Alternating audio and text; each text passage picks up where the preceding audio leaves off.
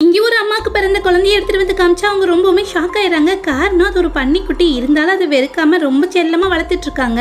என்னடான்னு பார்த்தா குழந்தை இல்லைன்னு சொல்லிட்டு இந்த அம்மாவோட ஹஸ்பண்ட் அவங்கள விட்டுட்டு போயிடுவாங்க. ஊர்ல இருக்கக்கூடிய மத்த லேடிஸ் எல்லாமே ஒன்னா சேர்ந்து அவங்கள முட்டை போட முடியாத கோழி அப்படின்னு சொல்லிட்டு கிண்டல் பண்ண அவங்க இப்ப கடவுள் கிட்ட வேண்டிக்க ஆரம்பிக்கிறாங்க. எனக்கு ஒரு குழந்தைய கூட, அது ஒரு பன்னியா இருந்தாலும் பரவாயில்ல அப்படின்னு சொல்லி கேட்க இப்ப அவங்களோட வயிறு பெருசாக ஆரம்பிச்சிருது. அப்படி பிறந்த குழந்தை தான் இந்த பன்னிக்குட்டி. வளர வளர அந்த பன்னி ரொம்ப ஸ்மார்ட்டா, அதுக்கு பிறகு புத்திசாலித்தனமா அவங்க அம்மாக்கு எல்லா வேலைகளையும் உதவி பண்ணிட்டு இருக்கு. இதை பார்த்துட்டு கிராமத்துல இருக்கக்கூடிய எல்லாரும் ஆச்சரியப்பட, அது மட்டும் இல்லாம உன்னோட குழந்தைய ஸ்கூலுக்கு அனுப்ப வேண்டியதானு சொல்லி கேக்குறாங்க. அதுக்கு என்ன அனுப்பிட்டா போச்சு அப்படின்னு சொல்லி ஸ்கூலு பக்கம் அனுப்பி வச்சோம்னா அங்க இருக்கக்கூடிய எல்லா பாடங்களையும் ஒரே நாள்ல படிச்சு முடிச்சிடுது. இப்ப அவங்க ஸ்கூல்ல இருந்து ஒரு நாள் ஸ்ட்ராபெரி எல்லாம் கலெக்ட் பண்ணிட்டு வரலான்னு எல்லாரையும் கூட்டிட்டு போறாங்க. அம்மா கிட்ட இடம் பிடிச்சு நம்மளோட பிக்கியும் ரொம்ப சந்தோஷமா அவங்களோட காட்டுக்கு கிளம்பிடுது. அங்க ஒரு இடத்துல யாரும் பார்க்காதப்ப அந்த பிக்கோட ஸ்கின்னை கிழிச்சுக்கிட்டு ஒரு அழகான குட்டி பொண்ணு வெளியில வரா. இது எல்லாத்தையுமே அவ கூட ஒரு குட்டி பையன் ஒளிஞ்சிருந்து பாக்குறான். அங்க இருக்கக்கூடிய ஸ்ட்ராபெரிஸ் எல்லாத்தையும் கலெக்ட் பண்ணி முடிச்சதுக்கு பிறகு திரும்பவும் அந்த பிக்கோட ஸ்கின்குள்ளேயே போய் அந்த குட்டி பொண்ணு ஒளிஞ்சுக்கிறா.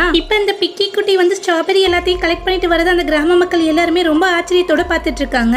ஆனா அந்த குட்டி பையனும் தான் பார்த்த அந்த விஷயத்தை யார்கிட்டயும் சொல்லாம ரொம்ப ரகசியமா அவன் மனசுக்குள்ளேயே வச்சுக்கிறான். நாட்களும் கடந்து போக நம்மளோட பிக்கி குட்டி இப்ப வளர்ந்து பெரிய மனுஷியா வளர்ந்து நிக்குது. அப்பவும் ரொம்ப ஸ்மார்ட்டா அவங்க அம்மாக்கு ஹெல்ப் பண்ணிட்டு நல்ல பிள்ளையா இருந்துட்டு இருக்கும் போது அந்த குட்டி பையன் இப்ப வளர்ந்து பெரியவன் ஆயிட்டான். அதனால நேரா அந்த பண்ணிக்கிட்டே எனக்கு கல்யாணம் பண்ணிக்கிறியான்னு சொல்லி ப்ரொபோஸ் பண்ணிடுறான். இவங்க ரெண்டு பேரோட காதல் ஊர் முழுக்க பரவ அங்க இருக்கக்கூடிய எல்லாரும் இவனை கிண்டல் பண்ணி சிரிச்சிட்டு இருக்காங்க. விஷயம் தெரிஞ்சு போன அந்த பையனோட அம்மா அப்பாவோ விஷயம் கேள்விப்பட்ட அந்த பையனோட அம்மா அப்பாவோ ரொம்ப நொந்து போயிடுறாங்க. உனக்கு லவ் பண்ண வேற பொண்ணே கிடைக்கலையா, அது ஒரு பண்ணிட்டா அப்படின்னு சொல்லிட்டு அந்த பையனை கன்வின்ஸ் பண்ண முயற்சி பண்ண அவனும் மணந்தால் மகாதேவி இல்லையே மரணதேவின்னு சொல்லிட்டு அந்த பிக்கையே கல்யாணம் பண்ணிக்கிறான். வேற வழி இல்லாம அவனோட பேரண்ட்ஸும் இதுக்கு ஒத்துக்க இப்ப ஊரறியா அவங்க ரெண்டு பேத்துக்கும் கல்யாணம் நடக்குது. இதை பார்த்துட்டு கல்யாணத்துக்கு வந்த எல்லாரும் கிண்டல் பண்ணி கை தட்டி சிரிச்சிட்டு இருக்காங்க.